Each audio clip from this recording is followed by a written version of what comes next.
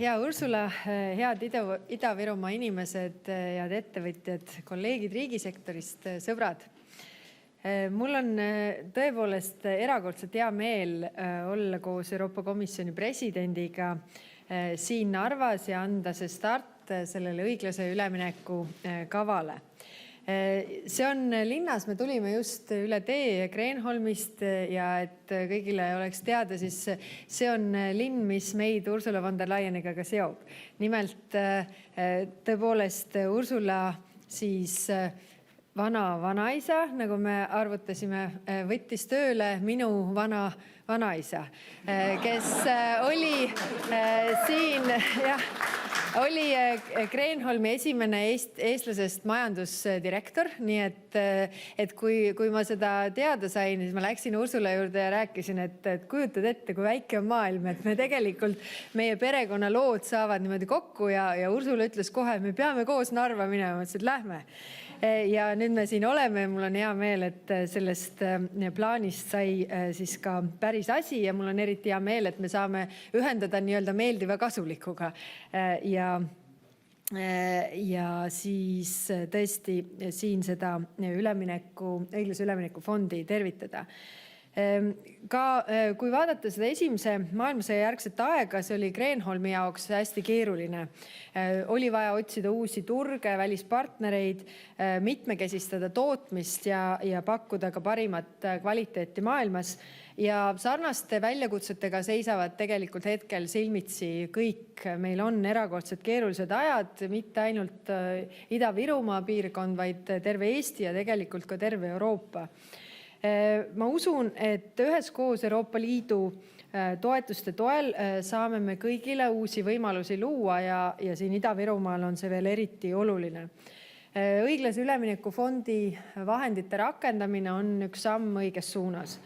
Tänan Euroopa Komisjoni, kes on meile nõudlikuks toetavaks teekaaslaseks. Suur tänu ka kõigile teile, kes te väikses Eestis aitate sellele ülemineku kavale siis jõudu juurde anda. Rohepöörde vajalikkusest on räägitud pikalt, kuid Venemaa sõda Ukraina vastu on näidanud seda, et fossiilsete energiaallikate kasutamisest tuleb loobuda kiiremini ja selle jaoks tuleb teha vastavaid samme. Kliimaneutraalsuse poole pürgimine on nii Eesti kui ka meie planeedi tulevikku silmas pidades vältimatu. Aga see ei tähenda seda, et majandus saab pidurdatud. Rohepöörde eesmärk on see, et me tegelikult saavutaksime samasugust heaolu, aga ei teeks siis loodusele nii palju haiget. See on võimalus majanduse ümberkorraldamiseks jätkusuutlikumatel alustel, uute investeeringute soodustamiseks ning ettevõtte konkurentsivõime tõstmiseks. Õiglane üleminek mitmekesisemale majandusele, mis ei tee loodusele liiga, kasvatab Ida-Virumaa elanike kindlustunnet ja parandab ka ligipääsu hästi tasustatutele töökohtadele. Samuti aitab see kaasa siinse keskkonna, elutingimuste ja seeläbi ka inimeste tervise ja heaolu paranemisele. Kõike seda ootavad meilt ka Ida-Virumaa noored, kes arutasid õiglase ülemineku olulisust eelmisel aastal siis kliimakogus. Eesti õiglase ülemineku kava keskendub kahele teineteist võimendavale suunale. Ühelt poolt siis majandus ja tööjõud, millele suunatakse 273 miljonit ja teiselt poolt siis keskkond ja sotsiaalne kaasatus, kus meetmete maht on ligi 67 miljonit. Ettevõtluse suuna raames toetame nii suuri kui ka väiksemaid ettevõtteid just uute kõrgepalgaliste töökohtade loomisel. Samuti toome Ida-Viru ettevõtlusesse rohkem teadus-arendustegevust selleks, et meil oleksid innovaatilisemad ja kõrgepalgalisemad töökohad ja mitmekesistame ka ümberõpet ettevõtjatele. Ida-Virumaa maapõu on rikas maavarade poolest ja nüüd on siis aeg ka natukene anda loodusele tagasi, parandada elukeskkonna kaasatuse suuna meetmete toel just neid haavu, mida hoogsa põlevkivi kaevandamise töötlemisega aastakümnetega oleme tekitanud. Samuti suurendada siinse piirkonna inimeste jaoks sotsiaal- ja terviseteenuste kvaliteeti ja kättesaadavust. Oluline on ka see, et kõik õiglase ülemineku kava abil loodud töökohad peaksid piirkonda tekkima järgmise 7 aasta jooksul. Et innustada siis ettevõtjad tegutsema, otsustas valitsus avada õiglase ülemineku suurima 153 miljonilise eelarvega meetme juba suvel, et midagi jääks raha taha seisma. Ja meetmetest saab siis tuge aastatel 2022 kuni 2026 rohkem kui 20 suurprojekti ja toetatakse enam kui 1000 uue töökoha loomist. Uute võimaluste vastu on aktiivselt tundnud huvi ja vajaliku nõustamisega läbinud juba 10 ettevõtted. Nii mõnedki töötavad praeguseks juba oma taotluste vormistamise kallal. Ja ettevõtete hulk peab kindlasti kasvama, sest ainult see kohalik initsiatiiv, nutikad ideed aitavad selle õiglase ülemineku kaasa õiglasele üleminekule. On selge, et üksnes õiglase ülemineku fondi vahenditest Ida-Virumaa tuleviku kindlustamiseks ei piisa. Selge on see, et Venemaa huvi on meid lõhestada, mitte ainult siis Euroopa riikidena, vaid tegelikult ka meie enda ühiskondi tervikuna. Kinnitan täna siin piirilinnas, et seda ei tohi lasta juhtuda. Meil on ühine tulevik, meil on ühine julgeolek. Ühiskonna sidususe, kohalike noorte konkurentsivõime suurendamiseks kiirendame ka eestikeelse hariduse arengut Ida-Virumaal. Sellele aitavad kaasa nii juba tegutsevad kui ka järgmisel õppeaastal avatavad riigigümnaasiumid Kohtla-Järvel ja Narvas, kui ka siis praeguse valitsuse käivitatud üleminek eestikeelsele õppele põhikoolis ja lasteaias. Nimetamata ei saa jätta ka õpetajate palgatõusu, mis kasvab märkimisväärselt just Ida-Virumaal selleks, et eesti keeles õpetavate õpetajate tasu oleks siis 1,5 korda siis keskmisest ehk siis ligi 3000 eurot kuus. See teeb õpetajad siin ka kõrgepalgalisteks spetsialistideks ja suurendab kindlasti ka õpetajate soovi siia õpetama tulla.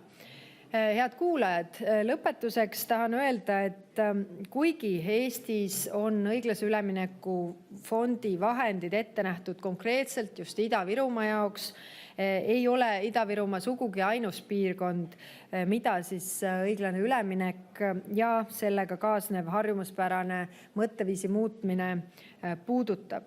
Seda peab tegema nii Eesti tervikuna kui Euroopa Liit ja võib öelda ka, et kogu vaba maailm. Putin loodab, et kõrged elektrihinnad ja hirmutamine võtavad demokraatlikult maailmalt soovi ja vahendid Ukrainat toetada, nii sõjaliselt, majanduslikult kui ka poliitiliselt. Et jääda oma põhimõtetele truuks ja võimalikult suurel määral halvata Venemaa sõjamasin, peame tegema muutusi. Õppima energiat kokku hoidma, arendama kiiremas tempos taastuvenergiat ja pakkuma kõrgete energiahindade leevendamiseks inimestele tuge. Äsja arutasime Euroopa Liidu mitteametlikul ülemkogul siis Prahas kõrgete gaasihindade täiendavaid leevendusmeetmeid ja Euroopa Komisjon esitab juba ettepanekud üsna peatselt. Oluline on ka see, et me teeme lääneriikidega koostööd selleks, et saada uusi energiaallikaid turule. Meil oli alles augustis Taanis siis meretuulepargi või meretuuleenergia tippkohtumine ikka selleks, et meil oleksid omavahelised ühendused ja et me saaksime tegelikult oma energiavajadust katta taastuvate allikatega. Me peame koos haarama kinni võimalustest, mida praegused globaalsed kriisid meile pakuvad, et väljuda nendest tugevamana, rohelisemana ja konkurentsivõimelisema. Aitäh!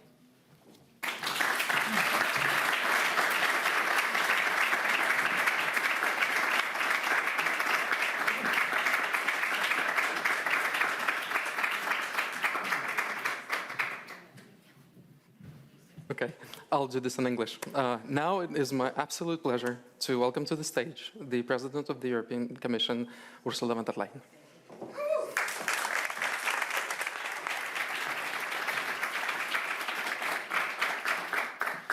Thank you very much, and what a pleasure to be here in Kreenholm in Narva. Indeed, the two words Narva and Kreenholm were words that accompanied me in all my childhood. But they were a little bit like these distant fairy tales where you have these words that are childhood words, but I never thought that they are reality. So it was wonderful for me today to walk through Kreenholm and to see all that, what were the childhood fairy tales that I did here. So thank you very much for having me here. And many, many thanks also for the wonderful tour that we had, the guided tour that we had, and the nice lunch in one of the old factories. So really amazing. I learned that the Kreenholm cotton mill, when it was built in 1857, actually almost 100 years before I was born, it was powered by 11 water turbines.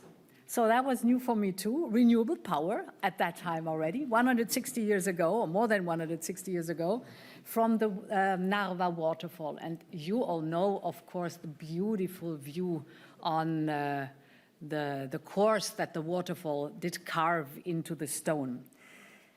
And I learned also that the history of your town, of course, traces so much of the history of Estonia, a story of commerce and trade, but also a story of war and occupation, but in the very end, a story of independence and resilience.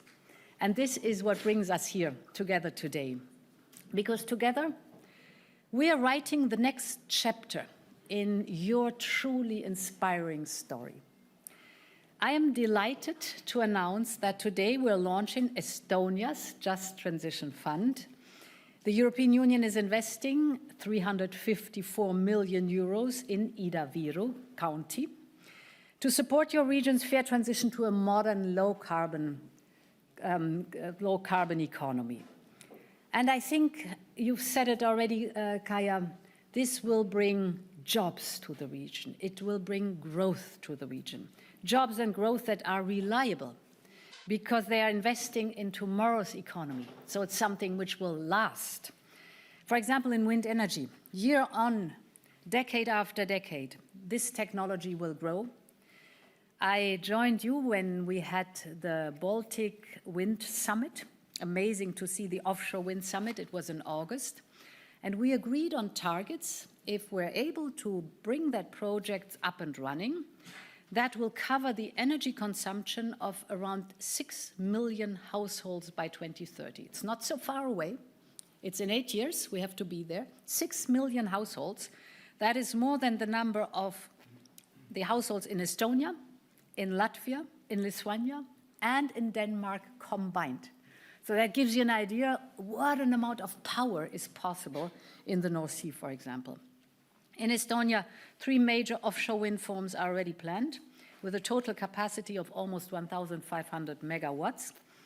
This is nearly as much as your county's current power generation capacity, which largely comes from this region. And this is why the energy company Eesti Energia has been able to announce that all its power production should come from wind and solar by the end of this decade. This, I think, still seems far away, but it's pretty close. I mean, end of this decade, as I said, 8 years, is a winning business case for Ida-Viru, because you have even more. This region is very rich, for example, I learned that, of rare earth metals, and you have a lot of digital knowledge here. And that is what is needed for the new circular green economy. The Just Transition Fund will help create these new companies or modernize the old ones that are here already. It will bring research. It will bring new jobs into the region. Your Just Transition Fund foresees, and you know it, investment in the founding of new firms, investment in research and innovation, investment in upskilling and reskilling programs, and investment in digitalization. And this is where the future lies, to take advantage of the necessary transition, the transition to other forms of energy. This is necessary, but take advantage of it. Modernize, strengthen the resilience of your economy. And this is not only realistic, but I think this is also very strategic, what we're doing here. Because renewable energy is homegrown. It's produced at home. It is homegrown like oil shale. You know it. Both energy sources can underpin your independence from Russia in the short term. But unlike shale, renewables are also good for our health and they are good for our climate. And that's not even all. Renewables have a long-term growth perspective, which fossil fuels don't have. So a lot is in this business case. We just have to make the ends meet and make sure that the investment is there. That's now here with the Just Transition Fund for the region. Your Just Transition Plan means more modernization, it means more diversification, and it means long-term independence.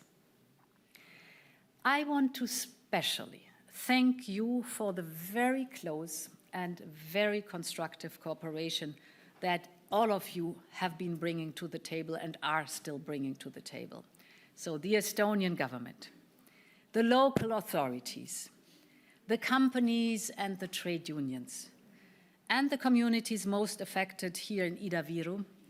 That is amazing how you sat together, how you joined forces, how you turned every stone around and took every good idea, put it in the basket, so that now we're able really to deliver on the promise that is written down there, as I saw, the 354 million euros.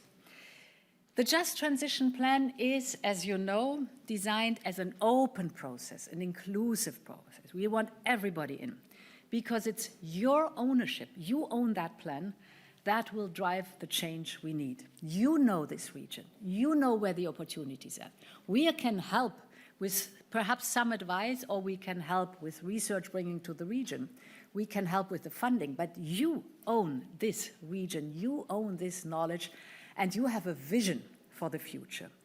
You know where training, technology, and technological support is needed most. You know what's necessary to empower the workers, perhaps the small business owners, and especially young people who want their community here to thrive. So I would really want, from the bottom of my heart, to thank all of you. All of you that are present here today, I want to thank you for your leadership, because that was necessary. You needed really to bring everything together and then show leadership to make this happen. Your work matters to the people of Ida-Viru and for Europe to be a force for good and a progress for all Europeans.